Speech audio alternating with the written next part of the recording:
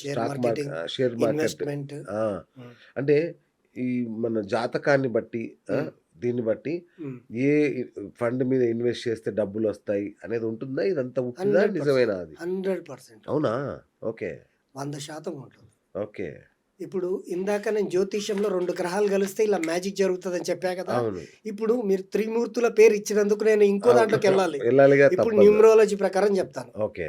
Numerology ప్రకారము ఒకటో సంఖ్యలో జన్మించిన వారు స్టాక్ మార్కెట్, షేర్ మార్కెట్ రంగాల్లో ఉండొచ్చు. రెండో సంఖ్యలో పుట్టిన వాళ్ళు అంటే ఒకటో తారీఖున 21 తారీఖున, 19 తారీఖున, 28 తారీఖున ఈ 3 తారీఖుల్లో పుట్టిన వాళ్ళు ఒకటో తారీఖు సంఖ్య కిందికొస్తారు. ఓకే. వీళ్ళకి అధిపతి సూర్యుడు. రైట్. సూర్యుడిని ఏ గ్రహాలు మోసం చేయలేవు కదా! అవును. కాబట్టి స్టాక్ మార్కెట్‌లో వాళ్ళు నిలబడగలుగుతారు. ఓకే. సో, ఒకటో తారీఖు పుట్టిన వాళ్ళకి 1, 10, 28 తారీఖు వాళ్ళకి ఇది ఓకే.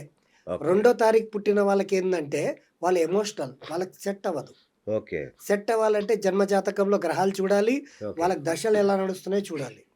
మూడో మూడో తారీఖున పుట్టిన వాళ్ళు, మూడో తారీఖున పుట్టిన వాళ్ళకి అధిపతి గురు. ఓకే. వీళ్ళు గోల్డ్ పైన ఇన్వెస్ట్ చేస్తే బావుంటది. అచ్చచ్చా! ఇప్పుడు మీరు అడిగిన దానికి అవును. అంతే. క్లారిటీ అంతే. ఇవ్వాలి అంతే కదా కదా సార్. సార్. అవును. సో, మీకు నేను చెప్పింది క్లియర్ అనిపించిందా? బ్రహ్మాండంగా. బ్రహ్మాండంగా. ఆ! ఎందుకంటే మభ్యపెట్టే సబ్జెక్ట్ మన దగ్గర లేదండి. సార్ మభ్యపెడితే ఎన్ని రోజులు మభ్యపెడతారు? పెట్టలేం. అంతేగా. ఆ! మూడో తారీఖున పుట్టిన వాళ్ళు, తర్వాతొచ్చేసి 30 తారీఖున పుట్టిన వాళ్ళు, వాళ్ళ టోటల్ చేస్తే 3, 12, 30 ఈ 3 తేదీల్లో పుట్టిన వాళ్ళు గురుకి సంబంధించిన వాళ్ళు. వీళ్ళు గురు ఎలిమెంట్ ఏందంటే గోల్డ్. గోల్డ్. ఆ గోల్డ్ పైన వీళ్ళు ఇన్వెస్ట్ చేస్తూ ఉంటే ఏదో ఒక్క రోజు గురువు ఖచ్చితంగా వీళ్ళని కాపాడతాడు. హ్మ్. 4 తారీఖున పుట్టిన వాళ్ళు వీళ్ళకి ఫస్ట్ లక్కీ లాటరీ తగులుతది. ఓకే. తర్వాత వీళ్ళు డబ్బులు పెట్టుకున్నవన్నీ కూడా టకామని పోతాయి. హ్మ్. 4 తారీఖు పుట్టిన వాళ్ళు, తర్వాత 13 తారీఖు పుట్టిన వాళ్ళు, తర్వాత 31 తారీఖున పుట్టిన వాళ్ళు. వీళ్ళు గనక ఇన్వెస్ట్ చేస్తే ఫస్ట్ అది మురిపిస్తది. తర్వాత ఎత్తేస్తది. బా! అనేది ఈ లాజిక్ 4 తారీఖు వాళ్ళకుంది. రైట్. 5 తారీఖు వాళ్ళకి మంచి బ్యాలెన్సింగ్ ఉంటది. వాళ్ళు నష్టాలు జరిగేటియన్నీ వాళ్ళు గ్రహిస్తారు. ముందే గట్టునెక్కి కూర్చుంటారు.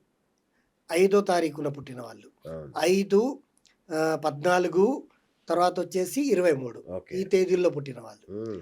6 తేదీ నాడు పుట్టిన వాళ్ళకి వీళ్ళకేందంటే ఆహ్, లక్కీగా వస్తాయి. లేకపోతే అలా నిలబడి ఉంటది. ఓకే. 6 తారీఖు, 24 తారీఖు, ఆహ్, తర్వాత 15 తారీఖు. ఈ తారీఖుల్లో పుట్టిన వాళ్ళకి. ఓకే. ఆ విధంగా ఉంటది. తర్వాత 7 తారీఖు వాళ్ళైతే వీడి జోలికి వెళ్ళకూడదు. హ్మ్. షేర్ మార్కెటింగ్, అచ్చా! క్యాసినో అండ్ లక్ వాళ్ళ జోలికి 7 తారీఖున 7 తారీఖు, 16 తారీఖు, 25 తారీఖు పుట్టిన వాళ్ళు వీళ్ళ జోలికి వెళ్ళకూడదు. ఎందుకంటే వాళ్ళు కేతుతో సమానం. వాళ్ళకి తల లేదు. వాళ్ళ అనుభవంతోనే అన్నీ నేర్చుకుంటారని అర్థం. ఓకే. తల భాగం లేదని అర్థం. కేతు ఓకే. వాళ్ళకి అధిపతి. ఓకే. సో వీళ్ళకేందంటే ఖచ్చితంగా ముప్పతిప్ప కష్టాలుంటాయి. కి ఏ 7 అండ్ 16, 25 ఓకే. ఈ తేదీల్లో పుట్టిన వాళ్ళు లాటరీ, లక్కీ విషయాల జోలికి వెళ్ళకూడదు. వాళ్ళెప్పుడు రిసర్చ్ చేస్తూనే ఉండాలి. ఓకే. రిసర్చ్ చేసి సైంటిస్టులుగా పేరు తెచ్చుకోవాలి. అంతే. తర్వాతొచ్చేసి 8 తారీఖు. 8, 17 అండ్ 26 ఈ తేదీల్లో పుట్టిన వాళ్ళు ఎప్పుడు కూడా లాటరీల విషయానికెళ్తే వాళ్ళకు దశ గనక యోగించిన టైంలో గనక వీళ్ళు షేర్ మార్కెటింగ్ చేస్తే ఆకస్మిక ధనలాభం అండి. గురువు ఇస్తాడు, శని ఇస్తాడు వీళ్ళకి. వీళ్ళకి అనుకోకుండా ఇప్పుడు శని వెళ్తూ మంచి చేస్తాడయ్యా అని అంటారు కదా! అవును. ఆహ్, అదృష్టం అనేది వీళ్ళకుంటది. ఓకే. ఓకే.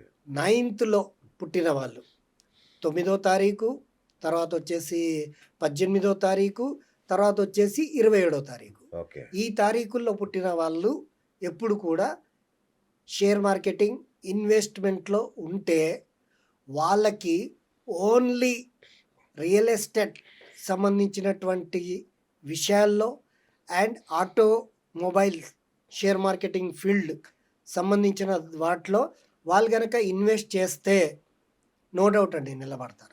ఉమ్. ఇలా 1 to 9 నంబర్స్ మీరు అడిగిన దానికి చెప్పేసి బా బా బా బా. మొత్తం ఇట్లా అనర్గళంగా చెప్పేస్తారే మీరు. సార్.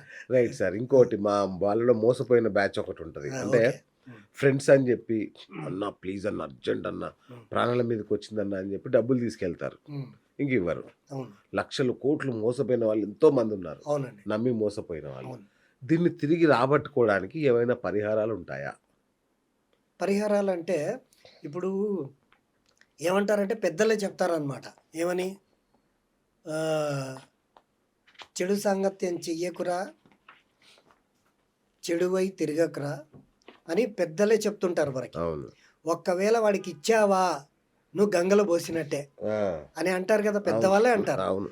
అంటే పెద్దవాళ్ళే సగం జ్యోతిష్కులు. పుస్తకం వనితా విత్తం పరహస్తం గతం గత అని కూడా చెప్పారు. అవునండి, ఇచ్చావా అవుట్ అని. అవును, అవునండి. అవును. సో పెద్దవాళ్ళే సగం జ్యోతిష్కులు. ఈ క్వశ్చన్ నాకు మళ్ళీ మీరు అడగండి, మీరు ఎందుకు ఆడినారు ఆ మాట అని ఆ, నేను తర్వాత క్లియర్గా చెప్తానండి. రైట్. బట్ ఇప్పుడు మీరు అడిగిన క్వశ్చన్కి ఆ, ఫ్రెండ్షిప్లో మోసపోతుంటారు అని అంటున్నారు కదా. అవును.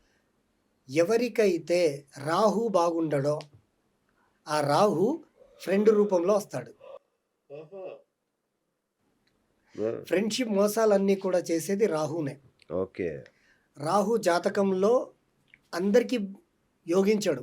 ఓకే ఒక వృషభ రాశి వాళ్ళకి మాత్రమే యోగిస్తాడు. ఓకే తర్వాత వచ్చేసి ఆయన యోగించేది వృషభ రాశి వాళ్ళకి మాత్రమే యోగిస్తాడు. రెండోది ఎవరి జాతకంలో 11వ స్థానంలో ఉంటాడో వాళ్ళకి మాత్రమే రాహు యోగిస్తాడు. ఓకే మిగతా వాళ్ళకి ఎవరిపైన దయ, జాలి, కనికరం అనేది చూపించాడు.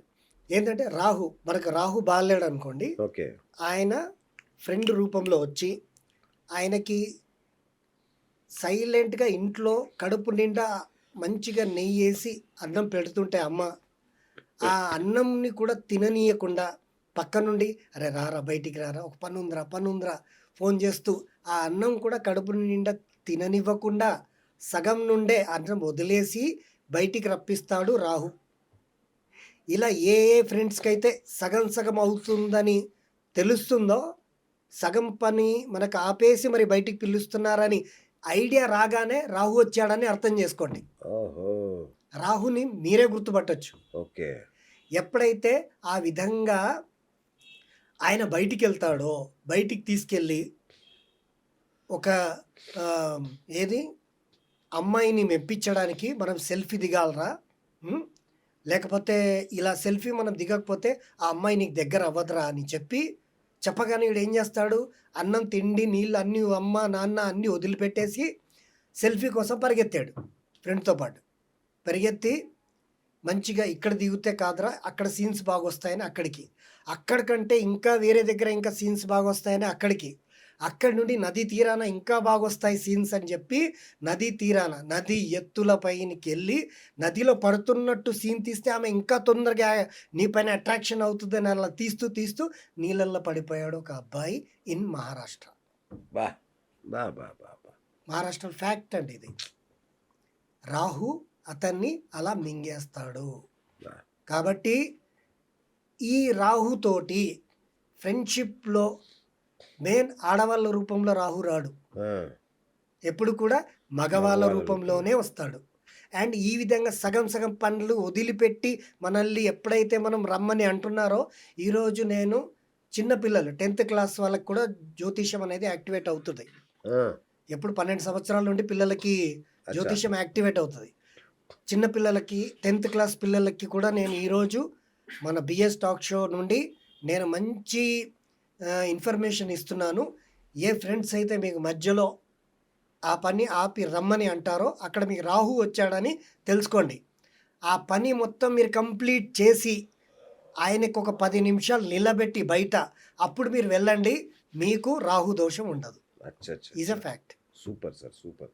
ఇంకొకటి సార్, బంగారం. ఇంట్లో బంగారం పెరగాలి, ఏ దిశగా పెట్టాలి, ఎలాంటి పెట్టెలో పెట్టాలి, అసలు బంగారానికి ఏమన్నా వాస్తు నియమాలు ఉన్నాయా? చెప్తానండి. ఇందాక రాహు ఎలా మనకు పీడిస్తాడని చెప్పా కదా, అవును. రాహు మంత్రంలోనే ఉంటదన్నమాట. ఓకే. రాహు అరిష్ట్రేతు సంప్రాప్తే రాహు పూజాంచ కారయాత్ రాహు ధ్యానం ప్రపద్యామి చక్షు పీడోపశాంతయే. చక్షు అంటే ఇలా బిగుసుకుపోతాడు అనమాట మనిషి. ఈ ఈ విధంగా బిగిసికి చక్షు పీడోప కారకుడు అనమాట రాహు. ఈ చక్షు పీడోపశాంతయే అని హోమం దగ్గర మంత్రం చెప్పినప్పుడు ఇలా ఓపెన్ అయిపోతాయి మన చేతులు. ఓకే. రాహు నుండి మనం బయటపడతాం. రాహు అరిష్టత్ సంప్రాప్తే రాహు పూజాంచ కార్యాత్ రాహు ధ్యానం ప్రపద్యామి చక్షు పీడోపశాంతయే అనేది ఈ మంత్రం గనక మనం చెప్పుకుంటే ఆ దోషాలన్నీ పోతాయని అర్థం. ఇందాక మంత్రం చెప్తా అవునవును. అది